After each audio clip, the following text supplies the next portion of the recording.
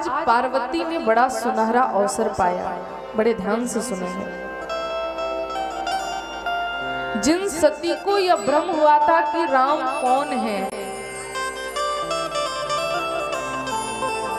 भ्रमित हो गई राम को देख करके, आज दूसरे जन्म में मां पार्वती उन्हीं राम को जानने के लिए भगवान भोलेनाथ की शरण में आई हैं। भोलेनाथ के चरणों में प्रणाम किया, बाबा ने आसन दिया। मां पार्वती ने कहा, प्रभु मैं आपसे एक प्रश्न करना चाहती हूँ।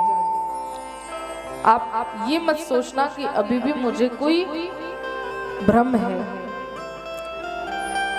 लेकिन मैं जानना चाहती हूँ। मैं कोई संदेह नहीं कर रही, लेकिन मैं जानने की इच्छा से आई हूँ। देखो, एक होता है जानना और एक होता है संदेह करना। यदि किसी विषय में जानने की इच्छा हो तो अभिलाषा लेकर के छोटा बन करके प्रश्न करना चाहिए। लेकिन एक लोग वो होते हैं जो केवल तर्क करते हैं, जानना मानना उनको कुछ होता नहीं, सिर्फ तर्क करते हैं अपनी बातों को जिताने के लिए, जैसे मां सती ने किया।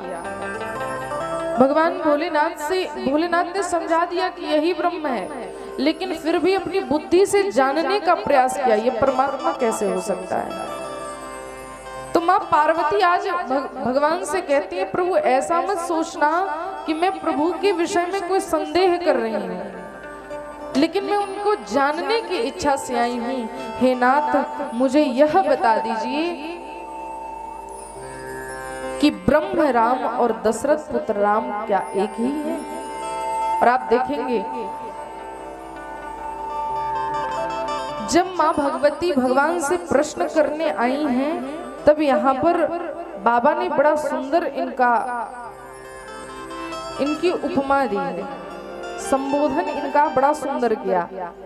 बाबा तुलसीदास जी कहते हैं, कथा जो सकल लोक हितकारी, सोई पूछन च शैल कुमारी। राम के विषय में पूछा और शैल कुमारी कह करके बाबा ने संबोधित किया। शैलजा, यहाँ पार्वती को शैलजा कहा। अच्छा, शैलजा गंगा को भी कहा जाता है। शैल अर्थात हिमालय से वो भी निकली हैं, तो गंगा को भी शैलजा कहा जाता है और पार्वती को भी शैलजा कहा जाता है। एक और बात कहूं, शैल की पुत्री वह गंगा भी दुनिया को पवित्र करने का कार्य करती है, और शैल की पुत्री यह जो मैया भगवती हैं, यह भी आज राम कथा रूपी गंगा के विषय में पूछकर जो भगवान भोलेनाथ के मुख से गंगा प्रवाहित होगा, यह भी ब्रह्मांड का कल्याण करने का कार्य करेगी। इसलिए बाबा ने यहाँ पर शैलजा कह करके संबोधित किया माँ पार्वती को। माँ पार्वती ने पूछा, प्रभु मैं कोई संदेह नहीं कर रही, लेकिन मेरी जानने की इच्छा है, क्या ब्रह्म राम और दशरथ नंदन राम एक ही हैं? क्या निर्गुण परमात्मा सगुण हो सकता है? यहाँ पर कई सारे प्रश्न किए, एक दो नहीं, कई सारे प्रश्न किए। पुनि प्रभु कहु राम अवतारा, बाल चरित पुनि कहु उदारा। भगवान के अवतार की कथा सुनाइए। भगवान राम यदि परमात्मा हैं तो वह अवतार क्यों लेते हैं, अवतार की कथा सुननी है। भगवान के बाल चरित्र की कथा सुननी है, भगवान के विवाह की कथा सुननी है, भगवान वन गमन गए वहां पर क्या क्या किए ये कथा सुननी है, लंका पर विजय प्राप्त कैसे किया यह कथा सुननी है, और पुनः 14 वर्ष बिता करके भगवान अयोध्या कैसे आए और उन्होंने कौन कौन सी लीला करके इस धाम को छोड़कर स्वधाम को गए, यह पूरी कथा हमें सुनाइए।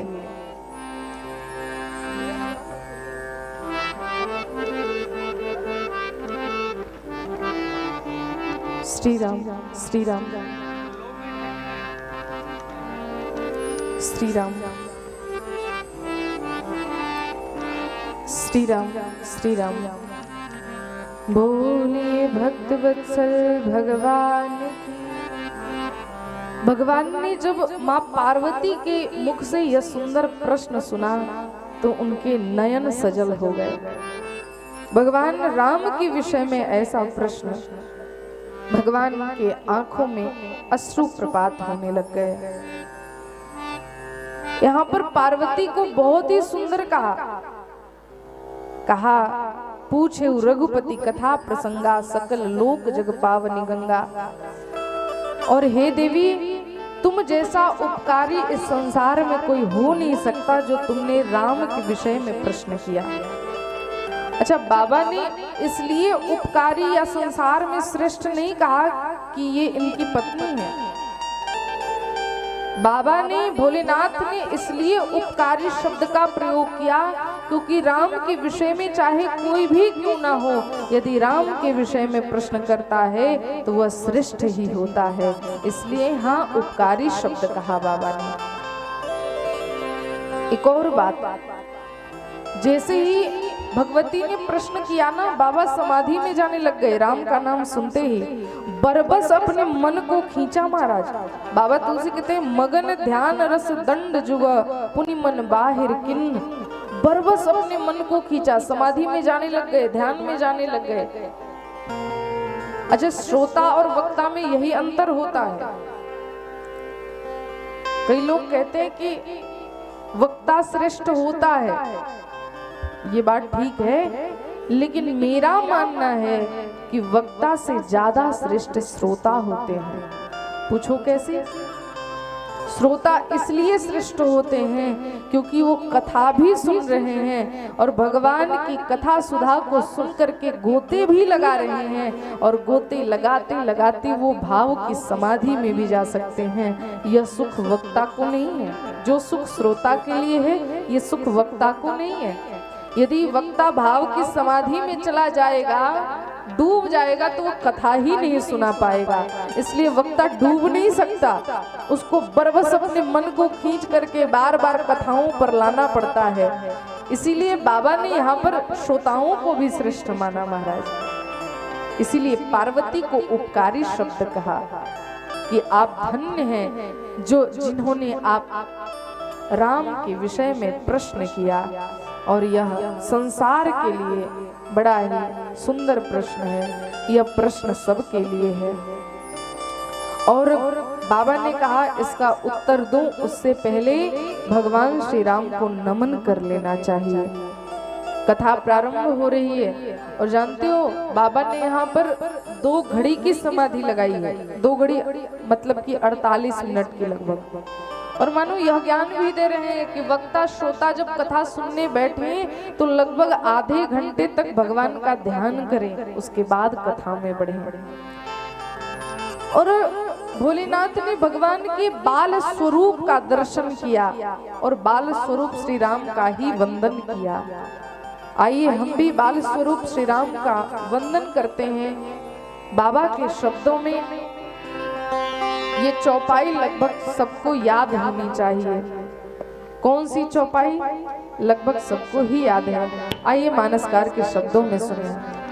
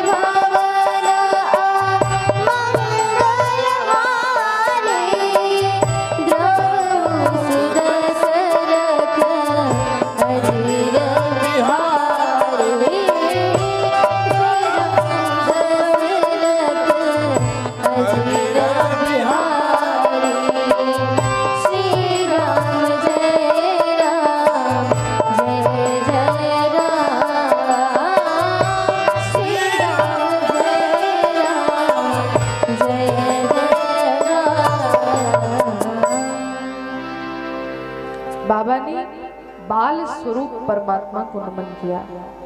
बंदों बाल रूप सोई राम।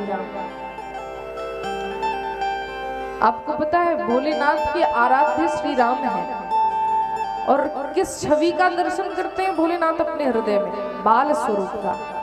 इसीलिए आप देखेंगे भगवान का बाल चरित्र जब आएगा ना, तो काग भुसुंडी जी और भोलेनाथ दोनों अयोध्या में ही विराजते हैं परमात्मा राम के छोटे से स्वरूप का दर्शन करने के लिए। इनके आराध्य बाल स्वरूप श्री राम है। कैसे राम? मंगल भवन या मंगलहारी, मंगल के भवन है। लगभग ये चौपाई सबको ही याद होगी, जिसको नहीं होगी उससे अभागा कोई नहीं होगा महाराज। हर सनातनियों को कम से कम अपने मानस की कुछ चौपाइयां जरूर याद होनी चाहिए, और अपने बालकों में यह संस्कार जरूर डालना चाहिए, नित्य का नियम बनाना चाहिए। कम से कम 5 दोहा हम मानस के जरूर पढ़ें। जानते हो क्यों? क्योंकि यह मानस ही है जो हमें जीवन जीने की कला को सिखाती है। हम मानस पढ़ेंगे नहीं, मानस की कथा सुनेंगे नहीं, और बाद में कहेंगे कि हमारा बेटा इस प्रकार से हमारी सेवा नहीं करता, हमारे साथ दुर्व्यवहार करता है, तो कहीं न कहीं गलती आपकी है। इस बात को ध्यान रखना। वाल्मीकि रामायण में ही हर जगह आप भी सुनेंगे, बालक का प्रथम गुरु कोई होता है तो वह उसकी माँ होती है। माँ चाहे तो बेटा को श्रेष्ठ बना दे, और माँ ही चाहे तो बेटा को चोर बना दे।